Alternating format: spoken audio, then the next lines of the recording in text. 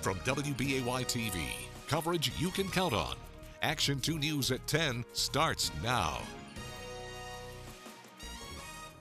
Good evening. Thanks for joining us. We are following 2 breaking news stories tonight, including some Packers news. But first, we begin in the Fox Valley with a situation there. Police are on the scene of a domestic disturbance in the town of Harrison tonight, where 2 people are dead. Police responded just after 6 o'clock tonight on the Sweet Clover Drive, just south of the Darboy Community Park. Jason Zimmerman is at the scene where he just spoke to investigators. Jason. Bill, police say they found 2 bodies, a 38-year-old woman and a 49-year-old man. You can still see flashing lights right behind me. I'm standing on No Road, which actually intersects with Sweet Clover Drive. That is where this incident happened at around 6 tonight. Now, very few details about what actually took place are being released at this moment. What we have been told is that a body was found inside a car at a residence and another body a short distance away from that very same spot. Now, because the second person was not found right away, a SWAT team was called in as a precaution while a search was conducted. Both people, I'm told, died of gunshot wounds. Police are not saying how the 2 people are related, but they are saying that this incident is domestic in nature. They also add that the public was never in any sort of danger. Now, we will continue to follow this story and bring you the latest updates as we have them, both on air and online. Reporting live in the town of Harrison, Jason Zimmerman, Action 2 News. Now to New Holstein, where severe storms caused significant damage there as well, and that's where we find Jason Zimmerman live with more on that. Jason. Bill, people I spoke to tonight are just in shock over the amount of damage caused by this storm. This is City Hall right behind me, surrounded by fallen trees, and it is no different at the elementary school across the street or down the block in either direction. Just after the heavy rain let up, Nikki Purnell was among the many cleaning up. At her house on Wisconsin Avenue, a huge tree partially collapsed, and some big branches are still dangling above her sidewalk. My son, I got out here and he goes, Mom, and he goes, we had to call a bunch of people because that tree right there broke into many places. We even have bunches of branches that look like they could even fall down yet. So if we have another big gust of wind, they possibly could fall down in the road yet. The New Holstein Police Department says the damage covers about a 4-block wide radius, stretching from the city's far west side to the east end. Almost nothing in the path of this storm was spared.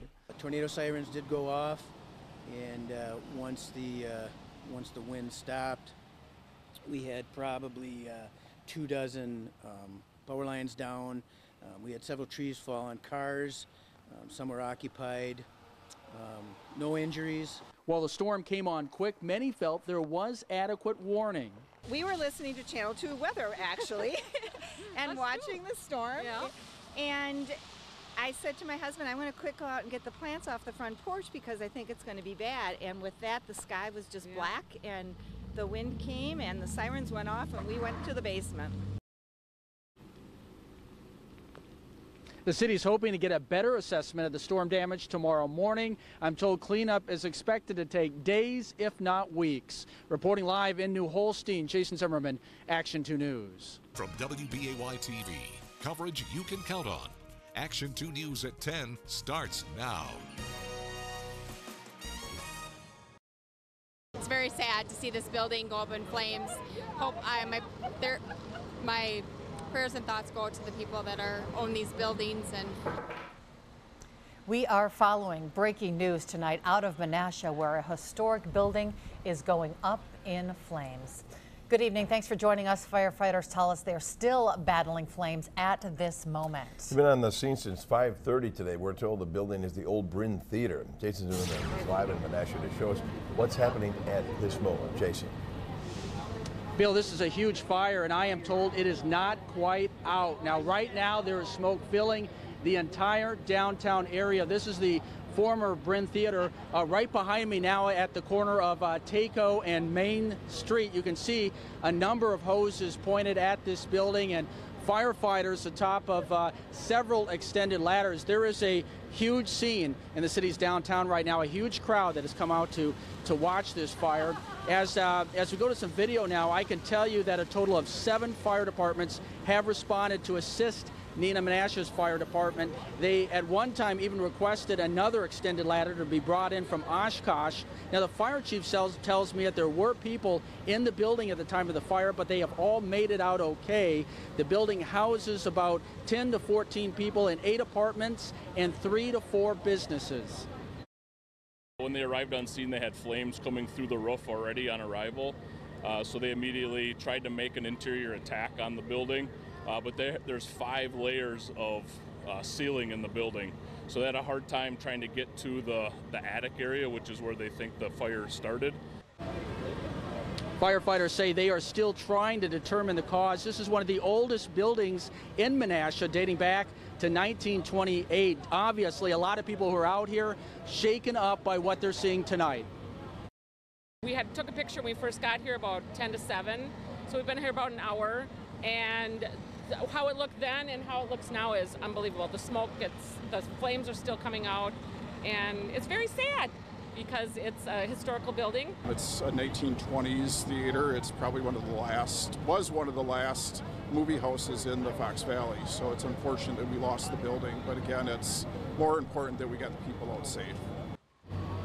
And the mayor, who you just saw right there, tells me that the Red Cross has set up an emergency shelter at City Hall for anyone who needs it. Of course, we will continue to keep you updated on any new information, both on air and online. Reporting live in Menasha, Jason Zimmerman, Action 2 News.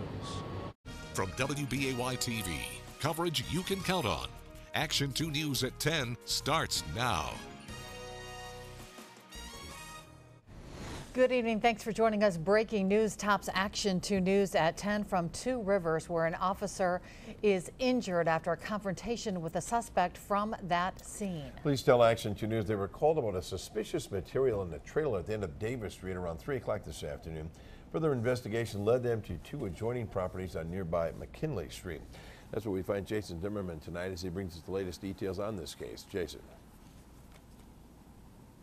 Bill, I'm told that officer is in stable condition, recovering at a nearby hospital after being stabbed in that confrontation. The streets are blocked off right now. You can see flashing lights right behind me. Now, that is McKinley Street, and if we pan right over here to my right, you can see Davis Street. That's where police say the incident initially started. As we go to video now, I can tell you that it was on Davis Street where police say they initially responded to reports of a trailer at the end of that street with a suspicious substance. At this point, they are not saying what that substance is. The investigation did lead to 2 houses connected to the property on McKinley Street. That's where a man in his 50s confronted an officer with a knife.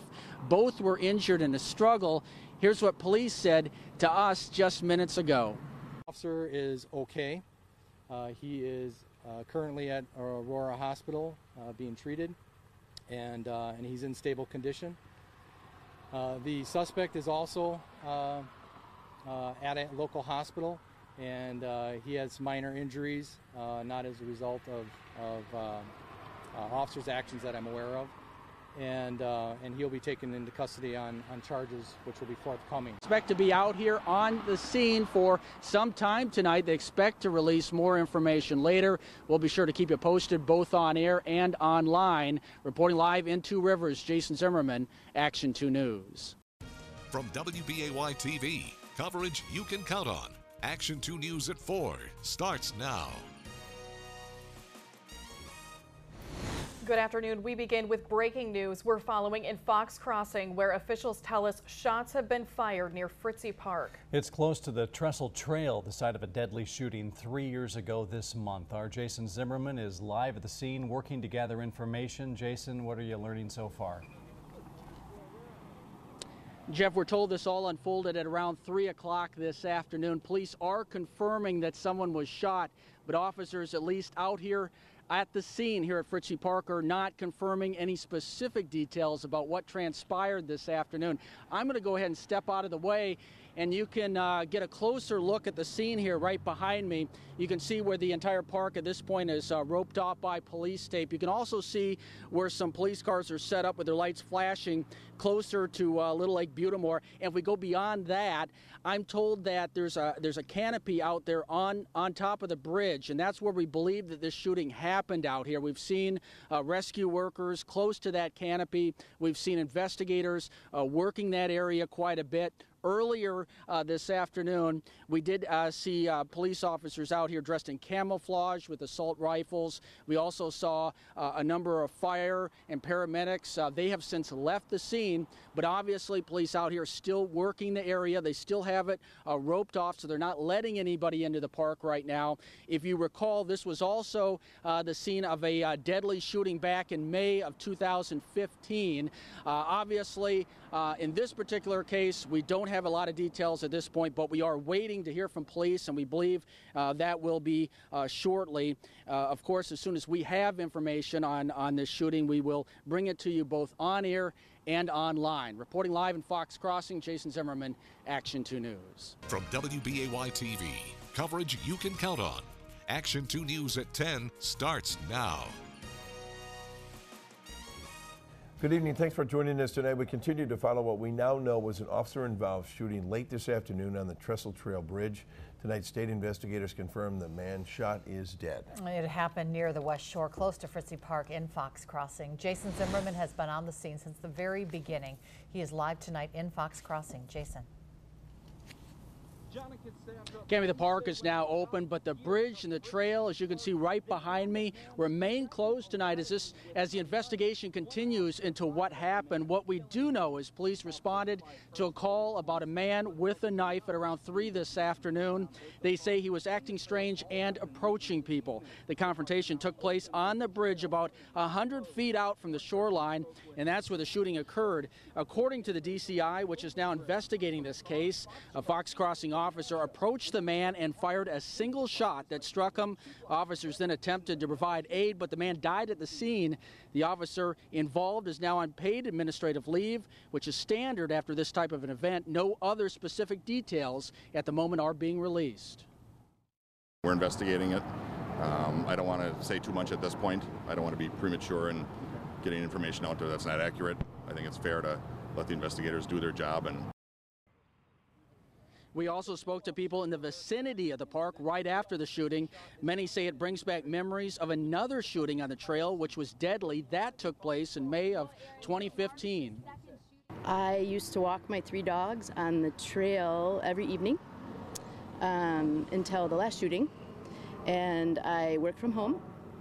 And this afternoon, I heard some ruckus, lots and lots of sirens, and I even said to my work gals, I sure hope it's not a drowning or another shooting.